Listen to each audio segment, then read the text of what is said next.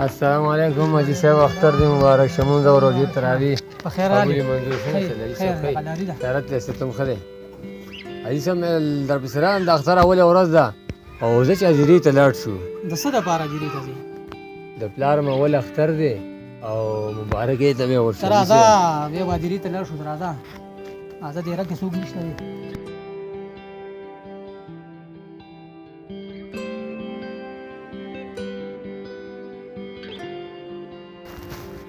راځه زمیر خانه. حاجي صاحب ښه وایه اوس. ما دا ویل چې د اختر اوله ورځ ده او زما د پلاره کالم پوره شو، اختر اولنی اختر یم دی ښه او زه یم چې د حاضرۍ ته ورغلی دوا به م ورله وکړو او اختر مبارکي به م ورکړو، بیا به رانه ګیله کوي حاجي صاحب. یاره زمیر خانه څه ساده سړی. ولې حاجي صاحب؟ مړو له چا د اختر مبارکي ورکړې ده، ته ما په دې پوهېږه. حاجي صاحب ستا ورور وفات شوی دی او زه یم داسې دواړه ورشو. حاجي صاحب ځان نه ساده مه جوړوه، دا دوا به ورله وکړو، دا مبارکي به ورله ورکړو. حاجي صاحب ګوره زمیر خانه، زمونږ په دین کې دا نشته چې د اختر په اول سار باندې روانې یا دیرې اول ته دواګانې کې.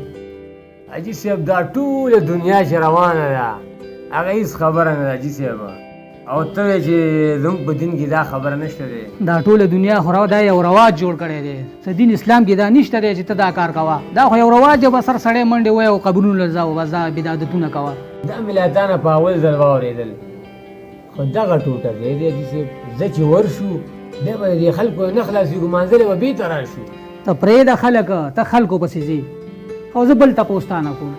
دا دلته چې دې تره اوسېږي ده له مبارکۍ له ورغلې چې دیرو له خوشي او مړو پسې ځي. مړه حاجي صاحب هغه له څنګه ورشم؟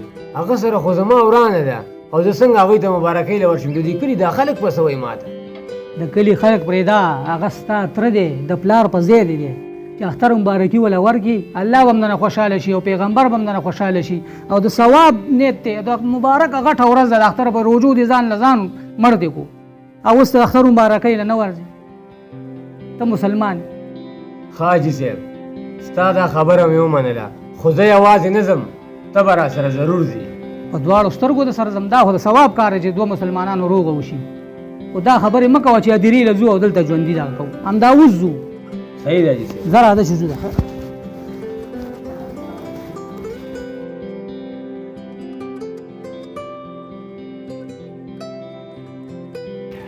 السلام علیکم. وعلیکم السلام. ستاسو مبارک شه. لوی شي بچی. قسیم خان اختر دې مبارک شه. مونږ روجي دراوي. څنګه قسیم خان څنګه ورخطا روانې؟ خیر خو دې؟ راځي صاحب ورخطا خو نه یم، خو راووتم ما چې لاړ شم د ګلملا د تره مړ شوی و څو ورځې مخکې. اول اختر یې دی ما چې دوا ورته وکړو. حاجي صاحب خبره یې ډېره ښه خبره وکړله، زه چې موږ هم ورسره دې دوا ته لاړ شو. او که نه بس نه منګه ځو او نه دا پرېږدو. به ته به دې دغه له ډېر خوشحالې. ولې حاجي صاحب دا خو ډېر روبال لري که نه. دا هغې خوارانو به خوشحالي بناو کړي، بچو له به یې ښایسته جامې اچولې او ته ورشې هلته یو دوا به وکړو، هغه هم وله بې راسپړی. دې نه منې راغلې ده. څنګه چې مې تا ته وویل چې هغه دیرې نه منې راغلې، داسې د دې کار نه منې راغلې. دا روبال لري. حاجي صاحب دا ټول خلک ځینو ما ته هم کور کې ویل چې ورشه او دوا ورته وکړه نو اول اختر یې دی، په دغه خاطر را روان شولو. دا یو رواج دی. به وایي پلانکې به رانه بیا خپی او ډینګری به رانه خپی. دا ډېر روبال لري. دا په اسلام کې نشته. دا خبره یاده ساته. هر سړی روان یو یو دوا به ورته وکړو. کمبختانان به ناست دي چې ته ورنشي زه ورنشم او څوک ورنشي، هغوی به خپل اختر وکړي، خپله خوشحالي به وکړي. او بله خبره دا ده د خلکو خبرو پسې مه ګرځئ، هغه کار کوئ چې کوم د اسلام مبارک دین کړی دی.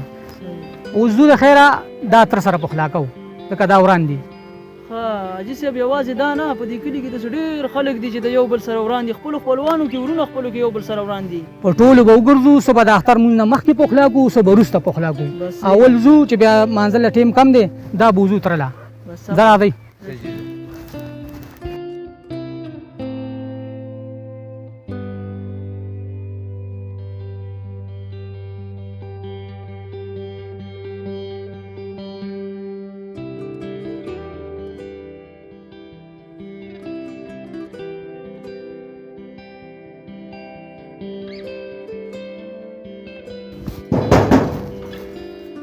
السلام علیکم. وعلیکم السلام ایوب جان. جوړ بخیر. سور کې بخیر. الله دې. السلام علیکم. اختر دې مبارک شه. تاسو مبارک شه. خیر دی. خیر موري. کینا. کینی. یا الله خیر. څنګه دې ملک صاحب ته خیر دې غلاری دا سکه. والله ودا مرګري را روان دي وي غوخ را باندې اوخره پروګرام راته وکنو ما راځي بس تاسو راشي پروګرام به زه درته تیار یو مې شروجیم نیولې وای لکه گزاره وکړه د اختر سار دی بیا په خېټه خرابې او کنه هیڅ پته نه لګي نه بازار د گزاره هار پروګرام. ها نجیب خان مونږ خو خبرې تر راغلیو. الله دې خیر کی. الله دې په خیر واچي. د اختر مانځلم ټیم کم پاتې دي ته وګوره. دا سړی م راوستې دی وروره مونږ د الله د رضا دپاره ستا وراره دی ستا خپل اولاد دی مونږ وایو چې دا لانجه د منځه وځي او بس ورغاړې به وځئ د الله د رضا دپاره. د پیغمبر علیه السلام حدیث دی چې 3 ورځو نه اپله کینه واوړي دا سړی زما د ډلې نه نه دی.